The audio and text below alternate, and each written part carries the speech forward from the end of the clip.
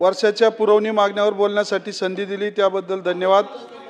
सन 2024 मध्ये 1740 पोलीस भरतीची पदे भरली गेली। यामध्ये पोलीस शिपाई भरती झाली तेव्हा तांत्रिक कारणामुळे वय संधी देता आली नाही।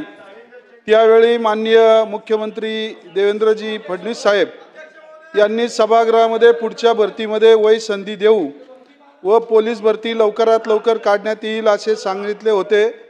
त्या उमेदवाराचे वय 2024 ला पूर्ण झाले असले तरी त्यांना एक विशेष संधी देण्यात यावी। येणाऱ्या जाहिरातीमध्ये त्यांचे वय पूर्ण झाले आहे, त्यांना एक संधी उपलब्ध करून द्यावी। आमच्या खेड आळंदी विधानसभा मतदारसंघामध्ये Khed police station, Alandi police station, Chakan police station आणि माळुंगे पोलीस स्टेशन येत आहे। त्यामध्ये खेड पोलीस स्टेशनचं इमारतीचं काम पूर्ण होत आलेलं आहे। उर्वरित कामासाठी फर्निचर आणि कंपाऊंड वॉलसाठी 2 कोटी रुपयाची निधीची गरज आहे, ती मिळावी। आळंदी पोलीस स्टेशनला 30 कोटी रुपये मंजूर केल्याबद्दल शासनाचे अभिनंदन आणि धन्यवाद देतो।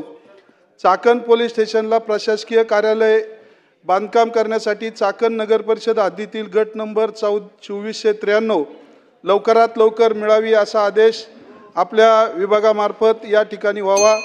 त्याचबरोबर या ठिकाणी खेड तालुक्यामध्ये मोठ्या प्रमाणामध्ये अवैध धंदे, मटका, लॉजिंग, अनेक इतर अवैध धंदे चालू आहे।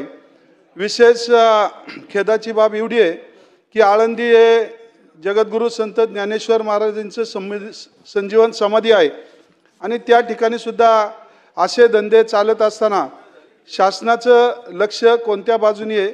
शासनाला मी विनंती करतो की संबंधित जी पोलीस स्टेशन आहेत त्यांना आपण या ठिकाणी ते धंदे बंद करण्यासाठी हे करावेत।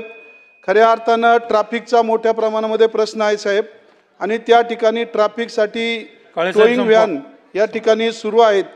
त्या टोईंग व्हॅनना या ठिकाणी आदेश द्यावेत की वारकऱ्यांच्या सुद्धा 2 व्हीलर त्या ठिकाणी पकडल्या जातात। होमगार्डमधील लोकांना 365 दिवस काम मिळावे किंवा त्यांना पोलीस विभागात समाविष्ट करावे अशी एक मागणी आहे।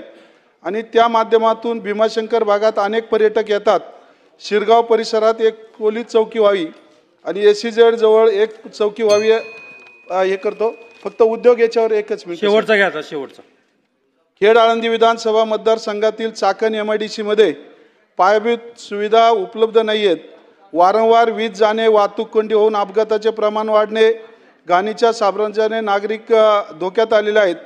या सर्व सुविधा पुरवण्यासाठी आपल्या माध्यमातून उद्योगमंत्री महोदयांना विनंती करतो की या सर्व सुविधा लवकर MIDC मध्ये मिळाव्यात। MIDC मध्ये स्थानिकांना नोकऱ्या मिळणं अपेक्षित आहेत। नोकरी मागण्यासाठी गेलेल्या युवकांना आरेरावी करून न्याय दिला जात नाही। स्थानिकांना उद्योगामध्ये सहव्यवसाय दिले जात नाही। काही ठराविक लोकांनाच दबावाखाली व्यवसाय दिला जातो, त्यामध्ये कंपन्यांचे काही HR सुद्धा भागीदार आहेत। CSRच्या माध्यमातून बऱ्याच कंपन्या सहकार्य करतात, परंतु अनेक कंपन्यांचा CSR कुठे जातो याची आतापर्यंत कल्पना नाही। सदर कंपन्यांनी तालुक्याच्या विकास कामांसाठी CSR द्यावा अशी आपल्या मार्फत या ठिकाणी उद्योगमंत्री महोदयांना विनंती करतो। या ठिकाणी MIDC मध्ये मोठ्या परताव्याचा घोटाळा आहे। संपादित शेतकऱ्यांना न्याय दिला जात नाही।